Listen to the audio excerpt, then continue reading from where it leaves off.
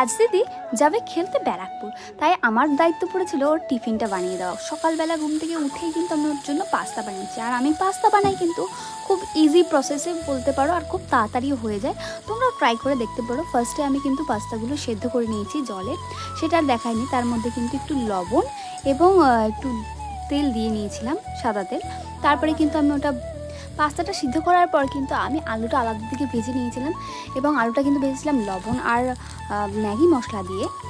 দেন ভালোভাবে সেদ্ধ হয়ে যাওয়ার পর আলুগুলি, তারপরে কিন্তু আমি এখানে পাস্তাগুলো দিয়ে নিয়েছি। পাস্তাগুলোর সাথে কিন্তু আমি তেমন কিচ্ছু দিইনি, শুধু এর মধ্যে একটু সস দিয়েছি আর ম্যাগি মশলা দিয়েছি, বাস।